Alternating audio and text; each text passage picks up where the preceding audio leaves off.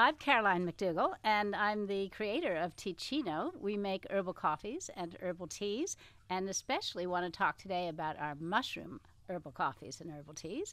And this is my son, Galen, who joined me in the company 10 years ago, 12 years ago? 13 years ago, actually, or more now, but been involved most of my life, although I officially got involved after college. And yep, my name is Galen. I am her son. I'm also our Chief Revenue Officer at Teeccino, and have loved this wild ride of introducing herbal botanical brews to the world at large. So today we really want to focus in on our mushroom, and I'll show you what one of the packages looks like. So this is Reishi Eleuthero, and you can actually drink this and brew it just like coffee, but you can also make it like tea. Here we go. We have tea bags too.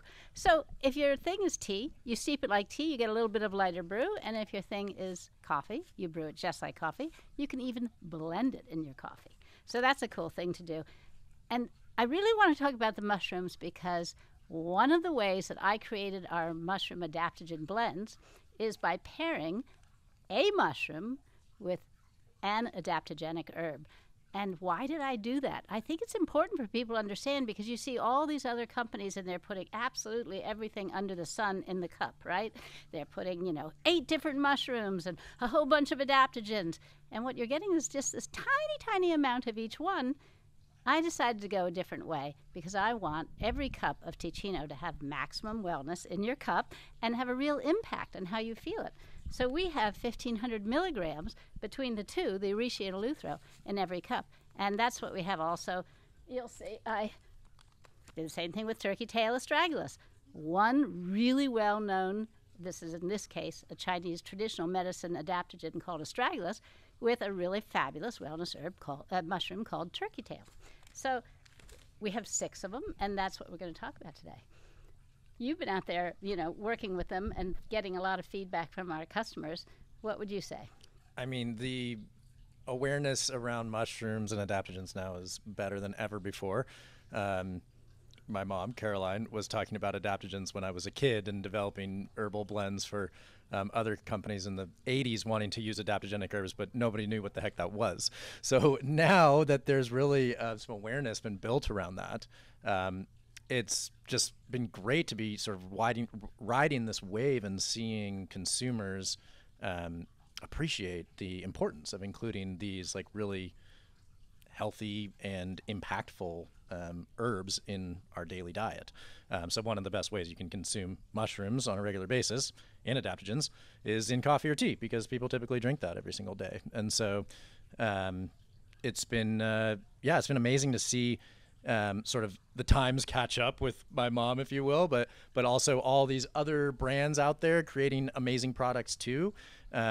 We often say, we don't consider other brands in our space competitors. It's all about building awareness around this, and we wouldn't be able to be where we are today if we didn't have other brands out there continuing to build that awareness. And so now people are on board with mushrooms, and it's not like this weird foreign concept. It's like, let's get, functional mushrooms in our body so that we can adapt to stress better, so that we can get super high antioxidants, we can build our immune system. And the science that continues to come out on a regular basis around mushrooms is just unbelievable. And here's the thing about them. So adaptogens. Everybody's saying that word adaptogen, but does anybody really actually know what it means? Yeah, you hear it reduces stress, but why? Because it helps the body actually adapt to stress. So the very first use of that term, the guy who created it was a Russian scientist. He was working with herbs to find those herbs that help the body adapt to stress when they were either extreme sports or going into outer space with their cosmonauts. And what was the first herb that they worked with? It was Eleuthero. Eleuthero actually is like one of the foremost adaptogens. Not many people know about it now. Everybody's all excited about it, and there are other great ones, ashwagandha and, all these other ones. But Eleuthero was the very first one for which an adaptogen was named, and it was because when they took those astronauts into outer space or when they worked with their Olympic athletes, it helped their bodies adapt to stress, which means it helps them regulate and stay balanced rather than go into overdrive and get, out there, right? So eleuthero, I paired with reishi because reishi is the one wellness herb that checks all the boxes for what do wellness, mushroom, one wellness mushroom that checks all the boxes for what do mushrooms do for you.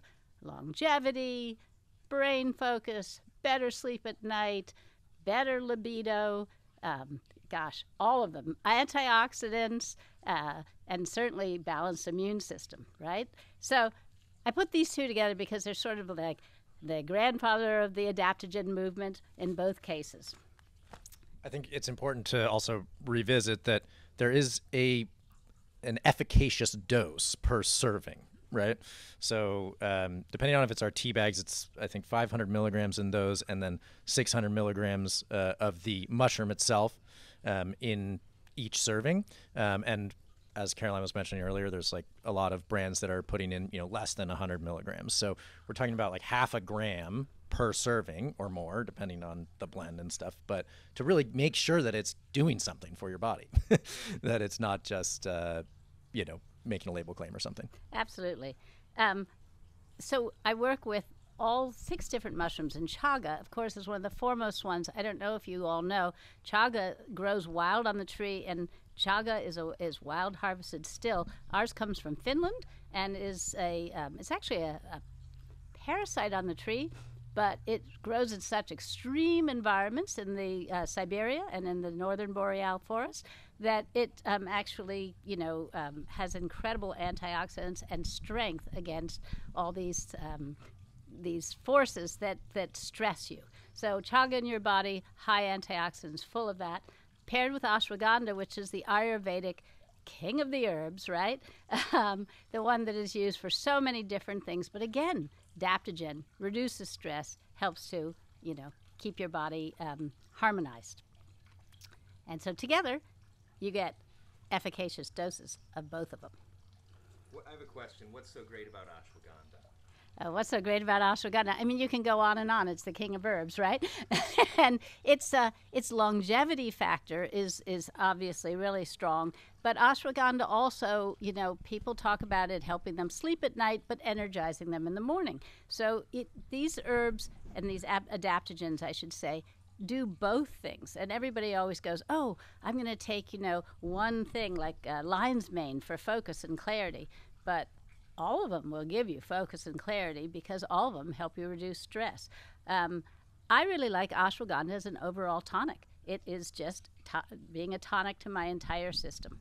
And so it's one of these things where you really want to take these adaptogens on a daily basis, because if you don't, you're going to really have, you're not going to give your body what it needs every day. But you don't have to take the same one, which is why I love differences of flavors, and I like to change it up.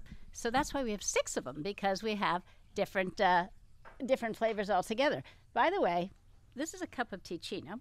Actually, I brewed up chaga ashwagandha this morning, and it's this dark because it's got a roasted background. It's got roasted chicory in it, which is a prebiotic root, which gives you inulin, which is great for your digestive system, and it's got all sorts of other ingredients. It's got carob in it, gives a slight little chocolatey, little sweetness to it, depending on the flavor.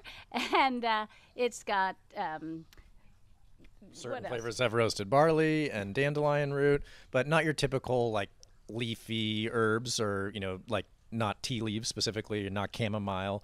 It's much the base anyway of all Teeccino flavors is a roasted root base, so it has a much bolder, more robust flavor, kind of similar to roasted coffee beans or roasted cacao. And as a result, you have something you can add milk to. You can make a cappuccino with it. It's just a more satisfying brew, I like to think anyway, than your typical, herbal blend. And so, yeah, that base gives us a really good taste profile from which to build upon, and also add in other herbs that on their own don't always taste that great. Ashwagandha is a pretty intense flavor. I like it in this blend because it comes through very well blended. But there's other herbs that on their own are not the most easy to drink. So when you have a good base of like good tasting herbs, as well as the functional ingredients, then you can actually enjoy putting wellness into your body. So I've been blending herbal teas for about 40 years now. I actually started with yogi tea, put the first yogi teas in a tea bag, so probably many of you know yogi tea. Gone on blended teas for lots of other companies. But when I had this dream one night, and in the dream, I heard myself say, the next product I'm going to create is a caffeine-free cappuccino, and the name of the product is Teeccino. It actually came to me in a dream. What could I say? I woke up, and I thought, oh, I wonder if I can get herbs to run through an espresso machine. And that's where I started. But after I got them to roast, and I ground, and I did all that stuff, and I got them to go through an espresso machine, then I realized I better make them drip, or I better make them good for a French press. I better make them brew any way you'd brew coffee. And so that's how Teeccino was created to begin with. How did you pull that off? Like, how did you... Because I feel like I've never seen a tea that's, like, brewable in that way. You know what I mean? Like, I know. Yeah, no, it's pretty unique. Like, what is this... Like, Well, how did you come up with this? So I was an herbal tea designer, which I've designed herbal teas for, like I said, 40 years. But by that time, it was probably about 15 years that I'd been designing herbal teas. And I knew, because I'd traveled all over the world buying herbs. I started with Celestial Seasonings when I was in my early 20s. And I had that fun job of traveling everywhere and buying herbs and bringing them back to the United States, because there weren't no importers in the United States at that time.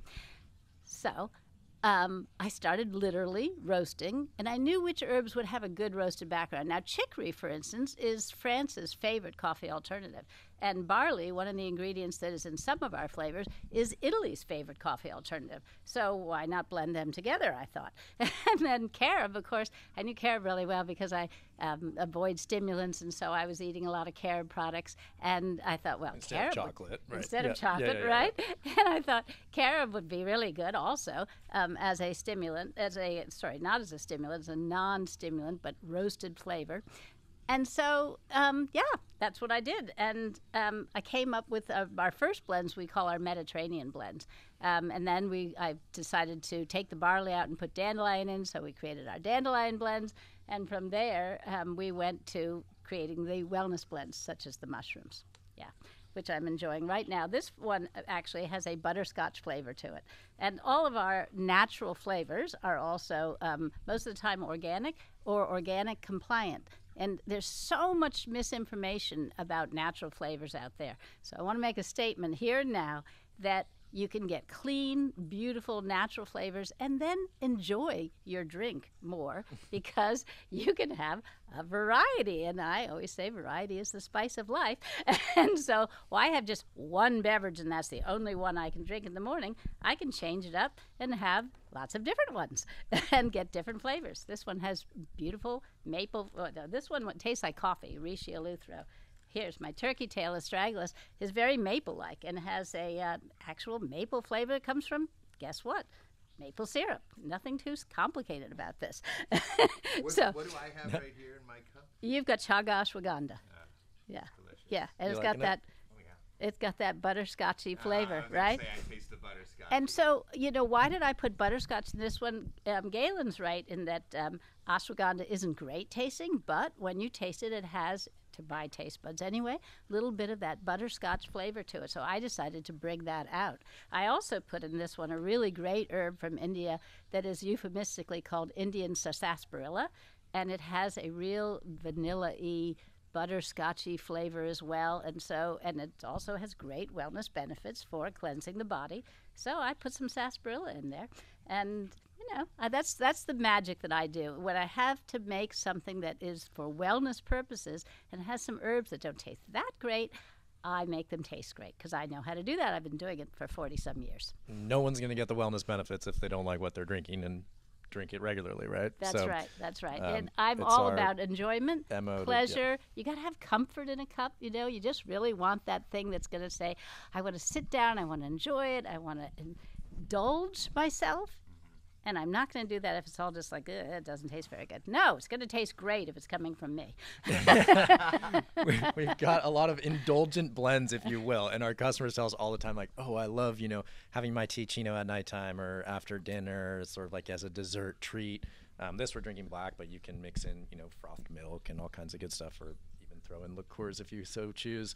But it's caffeine free, so you can drink this whenever you want, Yeah, I mean, that's, so the indulgence, right? It's like, in a sense, it's like, oh, something I can look forward to while also doing a favor for my body. Which is obviously, clutch. And the most important part of this all for us is that we're doing ourselves a favor and enjoying it along the way. But I also have really different flavors if you're a tea drinker. So tea drinkers like cinnamon, right? We all like cinnamon. Who doesn't like cinnamon? But I decided to mix it so cordyceps and schizandra are mushroom cordyceps, which is, fabulous for your energy. You really want energy.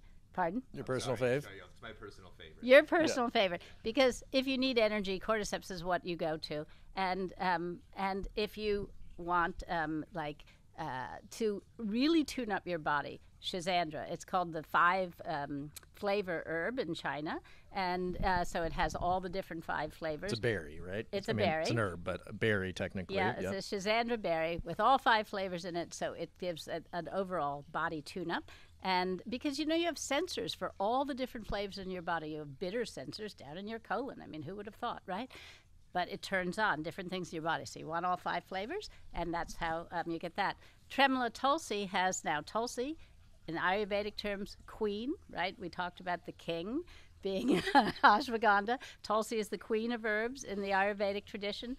Wonderful adaptogen that really lowers your stress, keeps you energized, fabulous. And I mixed it with tremolo, which is a beauty herb. Tulsi is also used for beauty. By the way, Tulsi is a goddess, revered by the Hindu as a goddess, incarnate into the plant Tulsi. So I figure if you're going to be a goddess, you better have tremolo, because tremolo is the mushroom, which is the beauty mushroom, beauty from the inside out, and really, good for the skin, right? And great for the skin absorbent, and the hair. Reputed to, make wrinkles disappear and that kind of stuff. You notice? I think I'll add on to just sort of the versatility of Teeccino, and something we've prided ourselves on. There are a lot of other, mushroom products out there, there are other mushroom products out there, but not so many different flavor options. And so we've got over 40 different blends, which allows people to kind of find, whichever one is most of their preference, or whatever their mood suits, that, whatever their mood wants in that moment.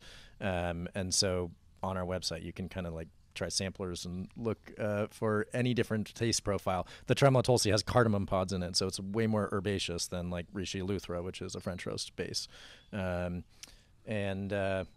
And also speaking to that versatility is sort of like blurring the gaps between coffee and tea drinkers. Sometimes people are like, no, I'm a tea drinker or I'm a coffee drinker, and that's just kind of like my jam, right? But with Teeccino, it kind of blurs the lines a little bit, and we appeal to both coffee and tea drinkers.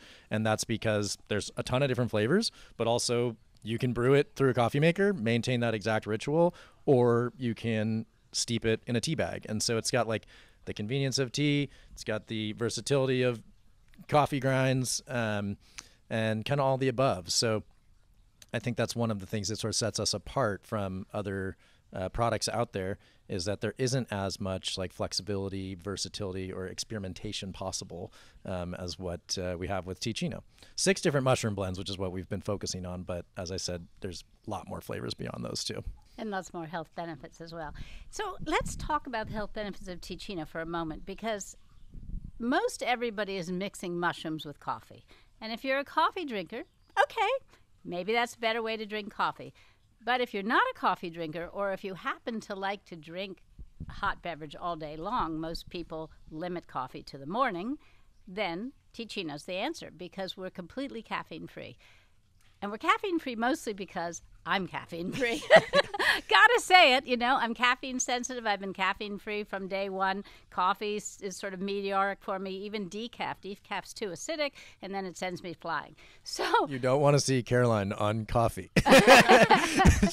I already talk pretty fast. Exactly. On coffee, I'm a motor mouth.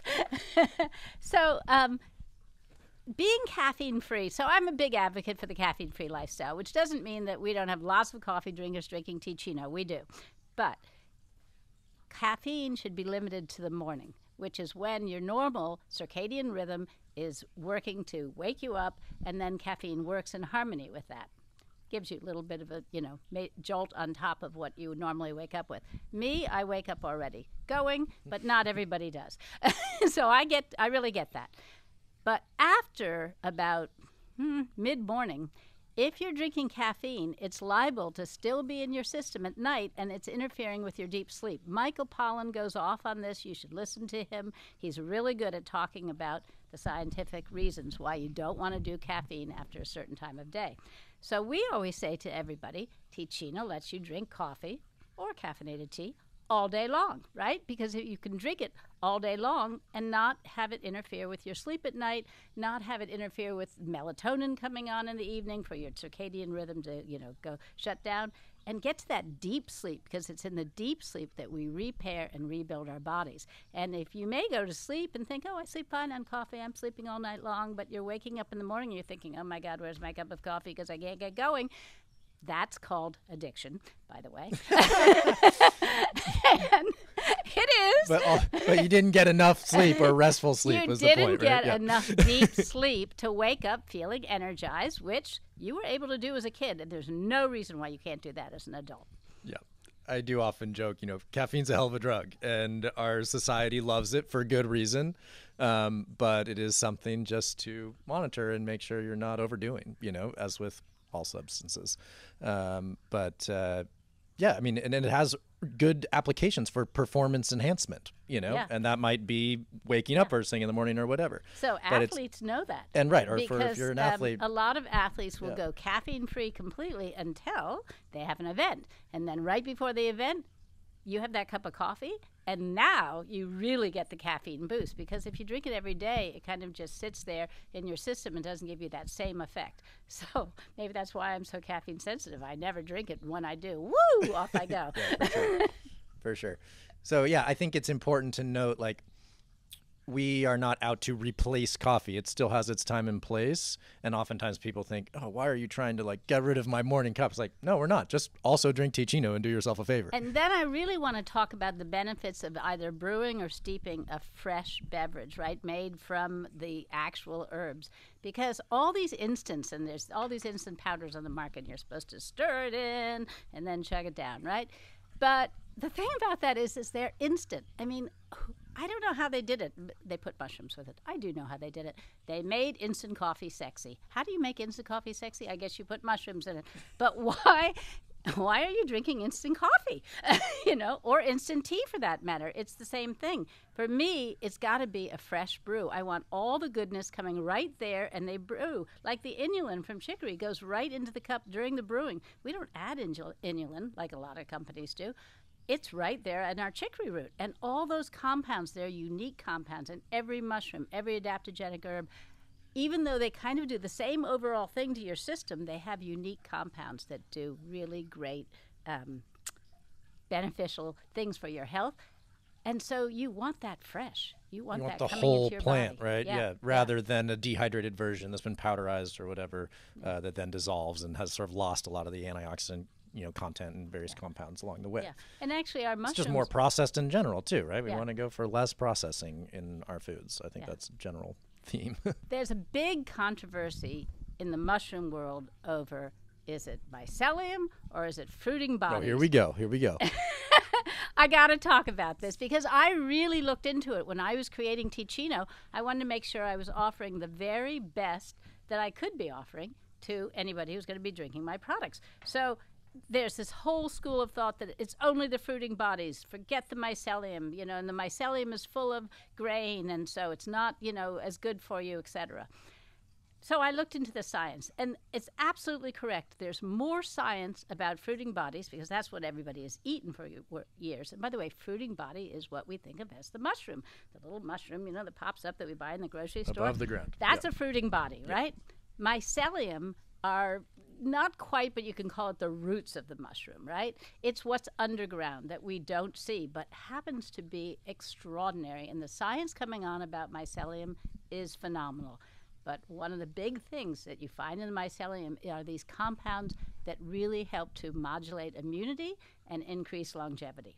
So when I looked at this, I thought, wait a second, it's not either or. Everybody's like, no, this one's the best. No, this one's the best. It's both and. What a concept, right? So in the both and world, I decided to put them both into Teeccino. So you'll find in every cup of Teeccino both mycelium and fruiting bodies. And by the way, you can get mycelium that is 90% or better, just mycelium. And that's what I source, right? The mycelium that's grown on oats or rice, not so good because it's usually around 60%. Mycelium grown on sorghum, which is the the substrate that is used for ours, 90% or better is all mycelium. So the substrate itself is consumed in the process of the mycelium growing, and at the end of the day, that powder or product that we're putting into Teeccino is, you said 90%? 90% or better. Can get up even higher. A much higher concentration of mycelium than you may find in cheaper mushroom products, let's say.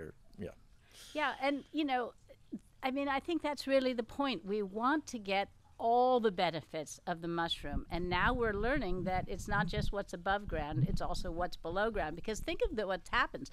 Below ground is the mycelium, and all of a sudden the mycelium goes, time for a fruiting body. Up comes all that strength.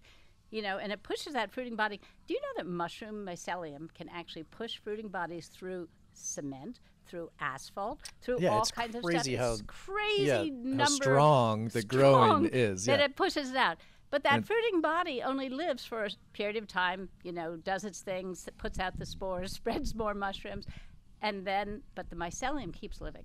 So that's where that longevity with mycelium really seems to be the thing that works.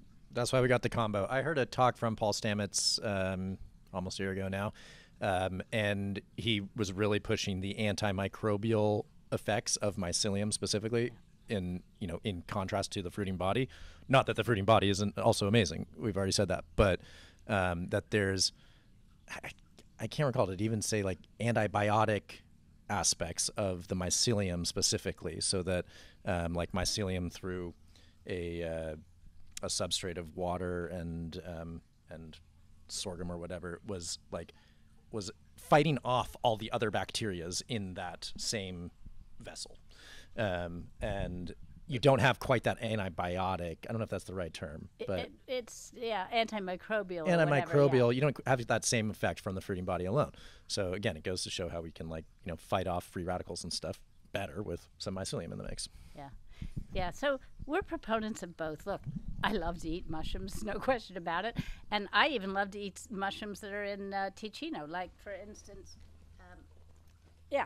lion's mane rhodiola. Lion's mane mushroom's delicious to eat. If you haven't seen it in your stores, it's this beautiful white mushroom, and I like to saute it up, and I like to eat it, but I also like to drink it.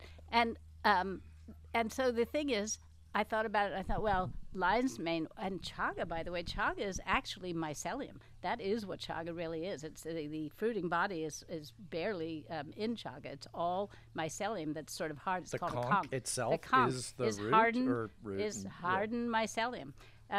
So that's where we go in terms of Teeccino. We want both. We want the whole mushroom as it is, right, rather than just part of the mushroom. And so we have both of them in there. Lion's mane and rhodiola. Why did I pair them together? They both actually help the mood, and they both help you think better, get better clarity, have better memory, all those kinds of things. They're both known for cognition and what they do in cognition. Rhodiola's been studied against all kinds of mood disorders, and lion's mane is known for that too, so they make the perfect pairing. It also has a really cool flavor. Is that what you were going to say? Yeah, I was just going to say. Yeah. Please, go for it. Well, so it's got a coffee-like background because it's got that roasted chicory root and carob in it, etc. But on top of that, I put a little rose. So rose, people don't think of drinking Rose petals, literal rose petals. Yeah, rose petals. Yeah. People don't think of drinking rose petals in a cup of coffee, right? Now, typically, anyway, I've never heard of it. But I decided to accent this because rhodiola itself has a rose aroma and a slightly rose taste. So I thought, well, let's accent the rhodiola. We'll put in the rose petals, and I'll add just a little bit of an essential oil of rose. It's fantastic. But you got to like rose. If you don't like rose, then One of my other favorite flavors, though, and I wasn't expecting to like that one as much as I do. I typically go to more like the chocolate flavors or sort of the purest French roast flavor. But I think of the 6 mushrooms, it might be my favorite. The like rose combination with that roasted background is just delicious. And it like you can also make a latte out of it, and it's like a rose latte or something. I feel like, you know, some sort of fancy coffee shop maybe has done that, but it's super cool. And I normally go for the chocolatey flavors Yeah. too, but I had that the night that she came to the house, and I was like, This is really unique and really super good. Yeah, I'm with you. And I have also tasted rhodiola straight with you, and it was really interesting to see those rose-like flavor compound undertones. And then especially with good rhodiola, you definitely notice it. And so the rose petals kind of like help to bring that up to the surface even more. You know, there's a lot of herbs being sold sometimes that aren't actually the right species of that herb, you know. So in rhodiola, there's a case of, I've seen and smelled a lot of things being called rhodiola that aren't rhodiola. So one way that you know you're getting real rhodiola is it should have a rose scent to it. Isn't the botanical name rhodiola rosea? Yeah. So because it smells like roses. Yeah. That's something I think you should talk about, because what I like about you and your company is that you have been in the field. You know, you go to the places and you have sourced it yourself. I don't know if you still do that these days. Yes, I do. But you're in that world. I mean, what is that like? You know, because I'm sure. We know quality is a big thing, right? So like the avocado that I'm picking off the tree here up in the mountains in Santa Barbara versus the avocado you're getting in a store, significantly different. Yeah. Profile in terms of the nutrients in there because of the soil it's being grown in and lack of nutrients in that soil because it's been growing avocados for 20 years straight. So I don't know. I think it's something cool to talk about because you've gone and sourced the shit yourself. So one of the important things that I think about Teeccino is that a number of our botanicals and our mushrooms and our seeds, etc., are wild harvested. And what you're talking about when you talk about, you know, what makes an avocado that's picked fresh off of a tree that hasn't been grown commercially, you know, might be in your backyard or whatever, why does that taste so really great, right? But in the case of herbs, it's what makes an herb really potent. It's usually because it has grown and had to struggle, right? And in that struggling, all these compounds get created because it's basically stressing their system. It's why these adaptogenic herbs are good for us, is because where they grow, they have to struggle to survive. And when they struggle to survive, they make all these compounds that help them defend themselves and boost their immunity against predators, insects, etc. And so it's stronger in the wild herbs. So Teeccino has a number of wild botanicals in it, and I mentioned one. Chaga is a wild mushroom that's harvested still in the boreal forest. But a lot of the botanicals in Teeccino, like our dandelion, I will only get wild dandelion from Eastern Europe. There's all kinds of cheaper dandelion roots on the market from Morocco, from China, from all over the place.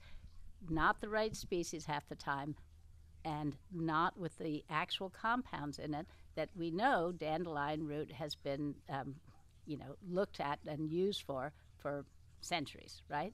So I get it where it actually comes from, Eastern Europe, and it's wild harvested because that's how it grows.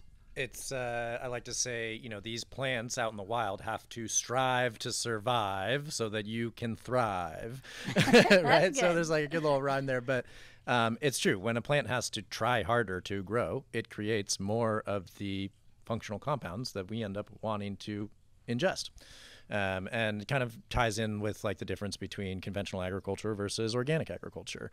Like one, I think like you were saying earlier, Jarrett, that, you know, the an organic avocado is going to taste better than a conventionally grown avocado. So the taste is different, but also it's not getting every single little bacteria and everything killed for it by a chemical, right? It's actually growing organically and having to try harder, but as a result, creating more antioxidant compound, better flavonoids, and all those other things that make, in my opinion, organic produce superior to conventional produce. And one of our ingredients, carob, which is really important in Teeccino, not because it tastes like chocolate, but that is important because we love flavor, but because it has pinnitol. And by the way, carob is wild in the Mediterranean. Another wild ingredient? Grows wild, picked up in the mountains of Spain and of all the countries that surround the Mediterranean, really, have carob. In the islands, Sicily, great producer of carob. But carob has pinnitol in it, and pinnitol actually gives you energy. And how does it give you energy? So it's not like caffeine that comes in with a drug and sort of stimulates you and makes you think you're energized. It actually works with your cells to take in the nutrients that are in your blood and be energized naturally, right? That's energy from your own body, from your ATP, from your mitochondria, which produces your ATP. Carob and the pinnitol in carob works with that. So that's how Teeccino naturally energizes you. It's not like you only have to depend on your own energy. When you drink a cup of Teeccino, you get nutrients. You get potassium, a lot of potassium that really, there's a sodium-potassium pump in your cells, and we all take in too much salt. So if you have too much salt in your system, not enough potassium, you get fatigue. Simple as that. So potassium in a cup of Teeccino, higher than you find in Gatorade or any other sports drink, all natural, brewing straight into your cup from the ingredients. Naturally occurring potassium doesn't have to be added. And a significant amount per serving, as well as, because it's in a liquid format, very bioavailable, so the body can digest it and absorb it quickly. Let's talk about Teeccino's tea bags, because we've talked a lot about how, you brew Teeccino like coffee, and that's great.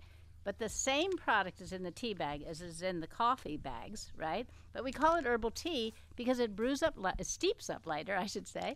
Teeccino tea bags are steeped, just like tea, but they're different than normal tea bags because normal tea bags hold only 1 to 2 grams in them. And a Teeccino tea bag is what we call a fat tea bag. It holds 6 grams. So you get 3 times more herbs than you get in a regular tea bag, which allows us to put in all these beneficial herbs and all these numbers of milligrams of either, in this case, the chaga and the ashwagandha or whatever else it is. And that's how you get all the inulin in your cup and all the potassium and all of that comes because we have this fat tea bag. So I'm going to open one up. We always say shake it first so you don't catch the tea bag at the top. Yeah, I guess I'll reiterate a couple examples here. Again, talking about like the efficacious dose. Fat tea bag. 6 grams of ingredients per tea bag is, as she mentioned, about 3 times more herbs per serving than your typical tea bag. And in the case of lion's mane rhodiola, we've got 300 milligrams of rhodiola and 300 milligrams of the lion's mane fruiting body mycelium blend. So that's over half a gram when you combine the two for an efficacious dose. And this is in a single tea bag, right? And then on the reishi eleuthero here, we got 600 milligrams of the eleuthero and 300 milligrams of the mycelium and fruiting body blend of reishi. So you can't really pull that off with a tea bag unless it's big enough to fit all those ingredients in there. And so that is another unique aspect and part of our value proposition for Teeccino herbal teas is that you're getting that efficacious dose per serving from a single tea bag. And also, people tell us all the time, I don't have to use like two tea bags for my mug. A lot of folks, will end up using, multiple tea bags for a single cup. But because ours has 6 grams of ingredients and that much bolder flavor, you don't have to do that. And we're all about bold flavor. So even as a tea drinker, a lot of tea drinkers, they want to put milk in their cup. You can do that with Teeccino, whereas with herbal teas, not so much. I mean, there's some, but not so much that you can do because usually they're very light. So Teeccino's an herbal tea, but you can put milk in it. You can make it into a latte. You can put foamy stuff on top or your favorite milk alternative, obviously. All of it goes into a cup of Teeccino. You can sweeten or not sweeten Teeccino. Some of our flavors are naturally sweet. I don't know if we said we have over 35 blends. Did I say our product is versatile? Pretty sure I said Everybody that. else is selling, you get one tin, it's got 30 servings in it, and you got to pay $30 for it, or $40, right? You got to pay $1 to $2. No, we're priced more like regular, coffee, organic, good, premium coffee, but more like coffee, because we want people to be able to drink this and not think that only the people who can afford $1 to $2 a cup every day can afford to have Teeccino. No, we price it to be able to be in your kitchen. That's a good point. Our mission statement says bringing the health benefits of herbs to everyone's cup. And the operative there, well, many of them, but in this case, is everyone, right? We really want Teeccino to be accessible to the masses. This is not some elitist product that only a few can include in their diets. We want the health benefits to be accessible to all. And so that's why we've priced it reasonably, whether it's the coffee bag or the herbal tea version. I mean, as reasonably as we can. Yes, there are cheaper products out there, probably don't have the efficacious ingredients that we do, but compared to competitors, we're quite a good value. The other thing about Teeccino is that you can buy it in a number of places. You can get it in the store. They won't have a great variety of flavors. Like, there certainly won't be 35 of them. Well, not all 40 yet. We're still working on that, but Yeah, in natural food stores for sure. But you can also get it on Amazon, and you can, of course, get it on our website. So we have a lot of different varieties, and we have sampler packs, which is a great way to taste a variety of flavors, because you may just love Riescia Luthro, for instance, but maybe Rose in the Lion's Mane Rhodiola isn't your thing. So, and then, you might want some Tremolo Tulsi from time to time. So you can change it up, and you can learn which ones are your favorite by getting our sampler packs. Yep. Sampler boxes are super popular on our website, and now in some stores too, actually. And especially on the tea drinkers side, most tea drinkers have like 20 different types of teas in their cabinets. So why wouldn't you want to have Teeccino with 6 different flavors in a single box, right? It depends on your mood and when you want to drink it. Typically, the coffee drinker is more like, no, I like my French roast and I just wanted to do the purest thing. We're like, okay, you can do that too. We got that. And sometimes we surprise people and they go, well, I normally only drink French roast, coffee, but from, Ecuador or whatever their specific blend is. But all of a sudden they're like, that Lion's Mane Rhodiola was delicious. Let's, I did surprise myself by drinking that. So, yeah. And, I want to say that our taste buds will adapt. And I see this all the time. Somebody takes one taste, they go, oh, I can't stand it or whatever, because it's different, right? You have to give your taste buds time to adapt.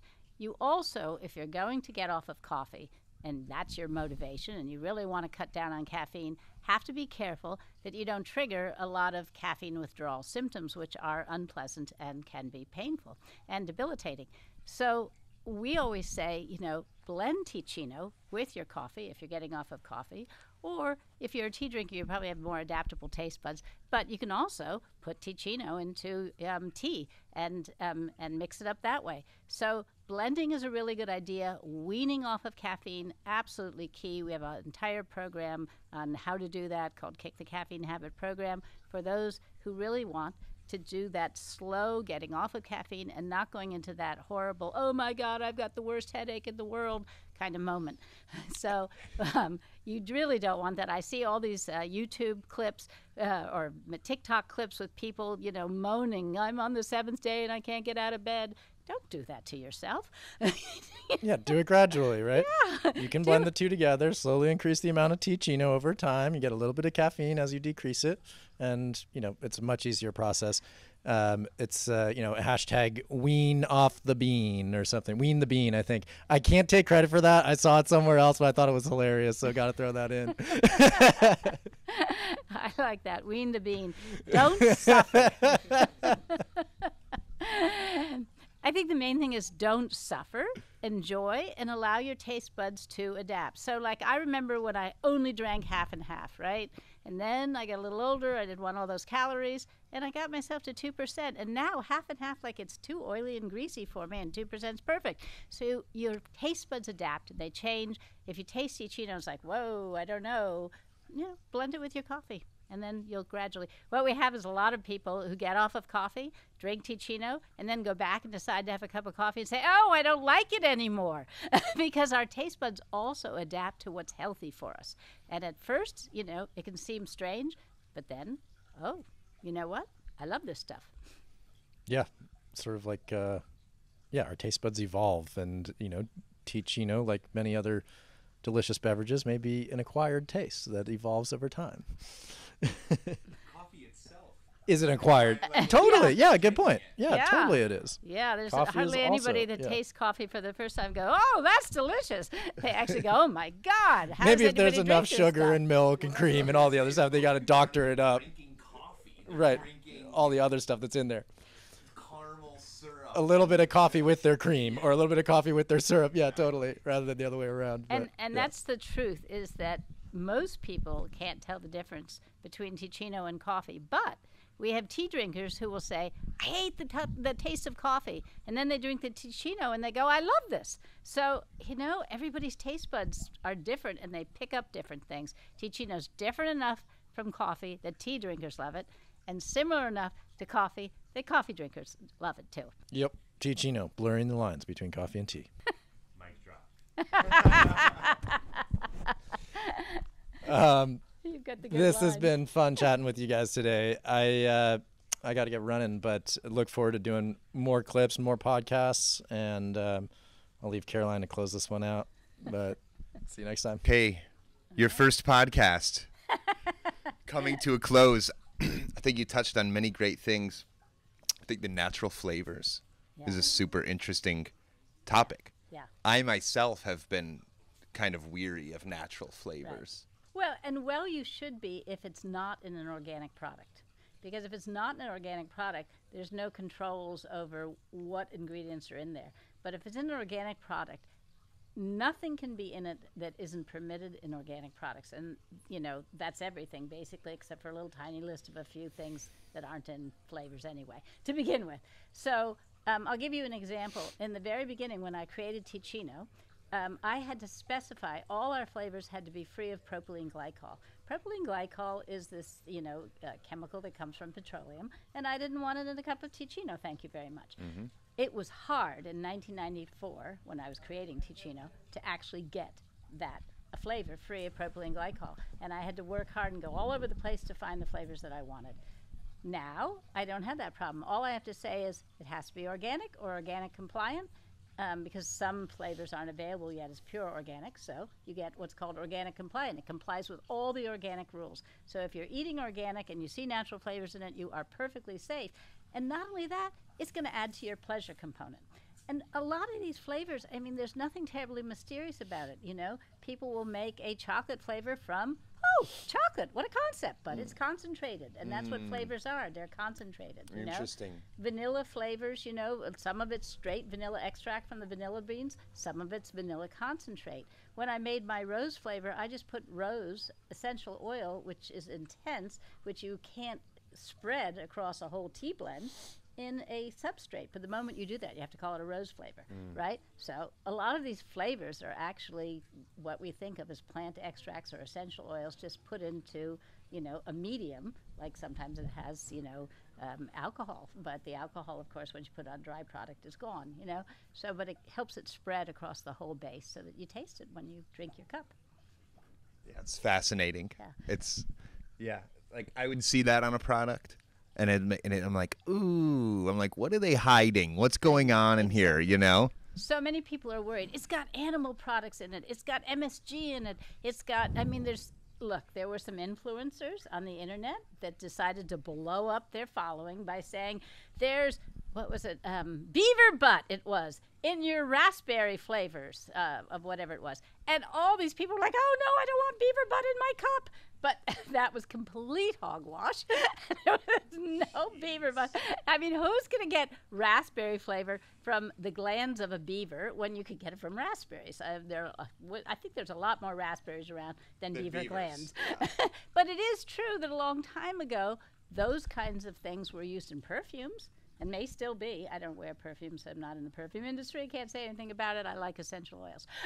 But it just was a lot of sensationalism. So sensationalism, as we know, grows followers. And so a lot of influencers like to be sensational. Just stay with organic. You're going to have really wonderful flavors. You're going to have a more pleasurable taste experience. You can just accent more. Like I can put, I can make an herbal tea, let's say, with lemongrass in it, But then with just a little bit of a lemon flavor, I can make it more lemony. And that's just more pleasurable to drink. Yeah. And it is about pleasure at the end of the day. I mean, I certainly don't drink. I drink a lot of things that are good for me, but I don't drink anything that doesn't taste good. There you have it. You know? Yep. Or else I'm not going to drink it. Yeah. Unless you're doing like a shot of something, which isn't fun. Yeah. I want to sip. Right. I want to be on the laptop sipping my thing or whatever it is. We want to sip and indulge, Yeah. right? And so sip and indulge means you have to have real tasting pleasure, and that means that, you're going to have more variety too if you allow yourself some flavors. And not all of our ingredients can be reliably sourced as organic because we have unique ingredients. So some of our blends are usually 85% or better organic, or 75% or better organic, but they're all in that realm of mostly organic ingredients, and that's important. Also, sometimes it's costs. Like organic almonds are available, but they're super expensive, So we buy bee-friendly almonds. Bee-friendly almonds are certified bee-friendly, being grown in orchards where they were growing plants or they're doing cover crops that are friendly to the bees. But not always just organic almonds, because otherwise, again, that price would go up of Teeccino, and we want Teeccino to be affordable. So we have to make decisions like that. How does it work with like the wild crafted stuff? Like how does that, is there any sort of organic regulation on that stuff? Like your dandelion that's growing wild or your wild chaga. How does that work? Well, and we haven't talked yet about my wild Ramon seeds. Your wild Ramon seeds, yes. So all the wild botanicals that are certified organic have to come from land that has been certified organic. So in the case of the dandelion, it has to come from meadows that are in forests that are certified organic. And most of those places are organic by default, but the organic regulations make sure that there isn't, let's say, a meadow next door where they're growing alfalfa or whatever and they're spraying the hell out of it and you're going to get drift, right? So that's how, so wild herbs really are sourced. Like our carob pods are coming from high up in the mountains or on these remote areas on various islands, etc., around the Mediterranean, and that land can be certified organic. Wow. But I want to tell you about our Ramon seeds, because one of the things I've done in my career, which I've take the most pride in, is sourcing ingredients that haven't ever been brought to market before, finding out how they were traditionally used, and then bringing them to market.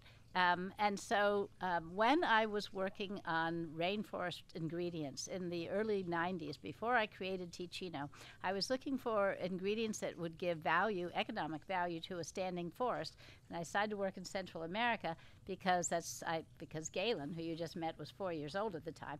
And so I needed to be closer to home. So I was working in Central American rainforest, finding ingredients that I could bring up to the United States and make commercially available, and thus bring income to the people who would harvest them.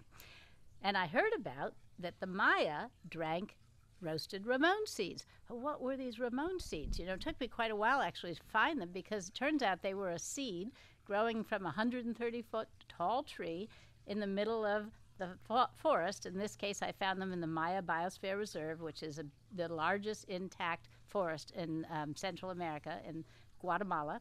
And the Maya had drank these seeds roasted as a coffee alternative, except they'd never heard of coffee because the Spaniards hadn't gotten here yet.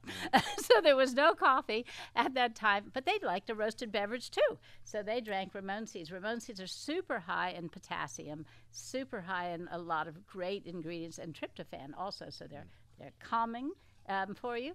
And so I went down to these villages in the Maya Biosphere Reserve and started working with the people to harvest the Ramon seeds, which were going completely to waste on the forest floor. Nobody was eating them. It turns out they're hard seeds, so there's no fat in them. So it's not like an almond, that tastes good because you can chew it up. You can't really chew up a Ramon seed. So people had forgotten that their ancestors, there's a lot of disturbance in those communities. They're not traditional Maya communities anymore. So they had forgotten that the people used to eat the Ramon seeds. So we started workshops teaching people how to actually eat Ramon seeds, because raw, they're very neutral tasting and they're very good for you. And they mix them with flour and they make a more nutritious masa for making tortillas. But roasted, the Ramon seeds start to taste like a mixture of coffee and chocolate, and they're really delicious. How did you know about the Ramon seeds? Like, how did you learn about, like, these people? When I was in Central America, I was asking everybody, what are ingredients that grow in the forest that your people use? So I was actually working in the Yucatan in some traditional Maya villages, and the Maya told me about it. Our ancestors drank, and you can still find Ramon seeds have a different name. Actually, Ramon is the Spanish name for it, but it's called Acuyo in some place, and Masaca in other places, and Ojocho. I'm probably not saying it right. In other places, Campomo in other places. So you hear about it when you're going to these various different places. And I was working in the Yucatan in the Calakmul Biosphere Reserve with traditional Maya villages, and they told me about Ramon seeds. Wow. Yeah. And so then I had to search for them and find them and whatnot, and find a place where we could certify a forest, where we could get a collection going. And fortunately, I had a really good partner in Guatemala. He just loved the idea. He was in the cardamom business, because cardamom is also wild harvested, and now it's grown, but was originally wild harvested in the Maya Biosphere Reserve. And he joined me in this thing. And so he actually helped me get a roaster together. He put it in his facility where he was processing his cardamom. He got a coffee roaster, because coffee grows in the area where this is. And he figured out how to grind it. And we worked together to actually, and I went down there and we would roast, and there's pictures of me on the internet tasting all these different roasts, trying to decide which was the best roast and what should we have and whatnot. And so we worked together very intensively to bring this crop to market. Wow. And then what has happened since is in the villages where we've worked, it brought income, that especially to women, because women could go and collect the seeds for free, right? And then that would give them income. And when they have income, women are known all over the world for investing in their families. And that's what's so important about really supporting women and having sources of income, because usually in those areas, jobs are only for men. So the women had a source of income, and now that same community I started working in 2004, even a little bit before, but our first crop really was 2004, 2005. Now, 20 almost years later, the women are so empowered. Oh my God, you can't believe it. When I first started working, it was all the men in front and the women behind, looking around kind of like this. And now they're so empowered, and they've got positions on the board of their local, they have a concession, that's what it's called, to be able to harvest within the forest from the Guatemalan government. So they work, they work on the board, and they run things, women typically, so great when they get a little bit of confidence. And so they're doing, that community is doing so well. Now we've brought it to 6 other communities, the Maya Biosphere Reserve. We're now bringing it to Nicaragua, to Honduras, because we need more Ramon seeds, and people need income. And if they have income from standing trees, because the Ramon is valued for its wood, it could be cut down and used for lumber, right? But if it's valued as a standing tree in the forest, then the forest is helped to be preserved and protected. That was one question I did have. Is because a lot of people these days will talk about like sustainability.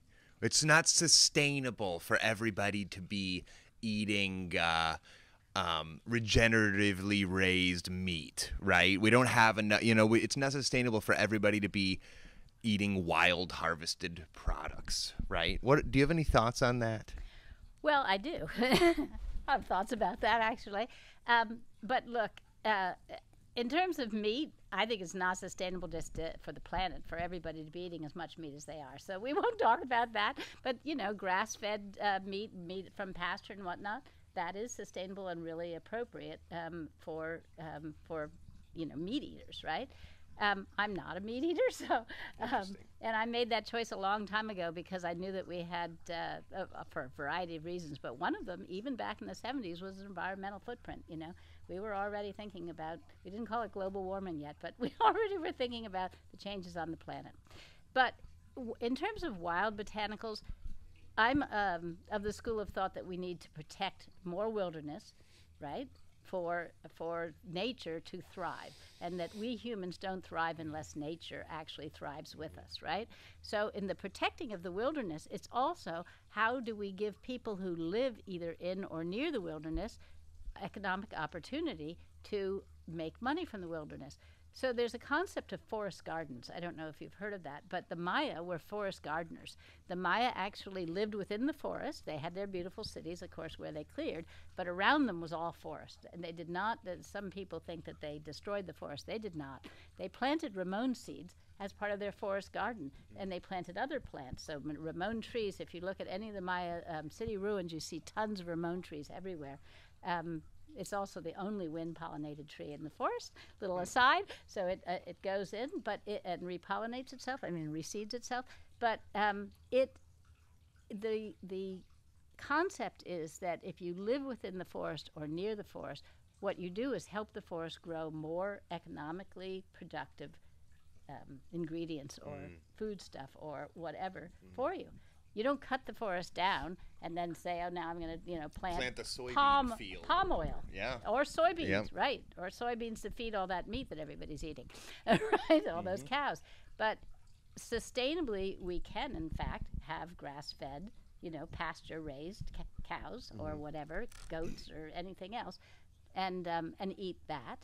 But as a human race, we're going to have to be content with eating a little less meat and, a little more sustainably raised and not cut down the rainforest to grow soybeans to feed the cows to get the meat, right? That's kind of crazy.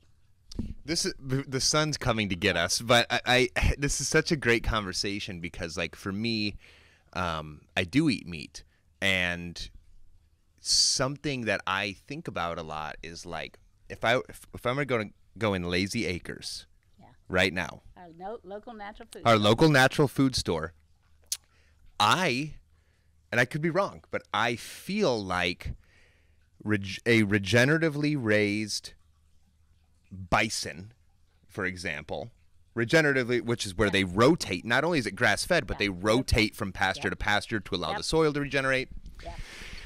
And then I go look at the fruit section and the vegetable section, and I feel like it's haunted almost because of all of the chemical usage, all of the, I'm scared of all of the chemical usage in our fruits and vegetables. So, I would say for me, 90% of what I buy comes from my farmer's market when it comes to fruits and vegetables. That's the way to do it. Right? So I live in California. I'm blessed. I'm, all sorts of great fruits and vegetables and local organic farmers, and I love supporting my local organic farmers.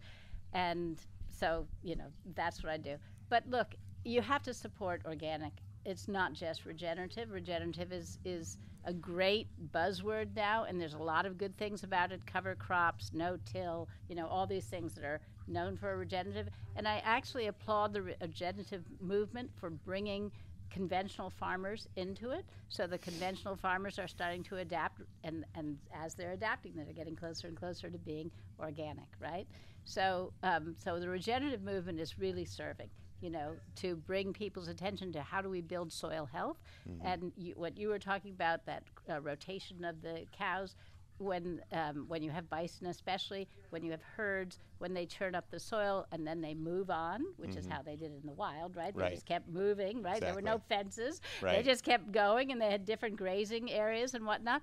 Then they're healthy. They're actually producing health for the soil because they're churning it up a little bit, and then the rain gets to soak in better when it comes, and then the seeds get to sprout and all of that. So there are ways for us to live sustainably on the planet. Look, I'm a lot older than you, and I've been here a lot longer. And what I hear so much from people in their 20s or maybe their 30s is that they're afraid.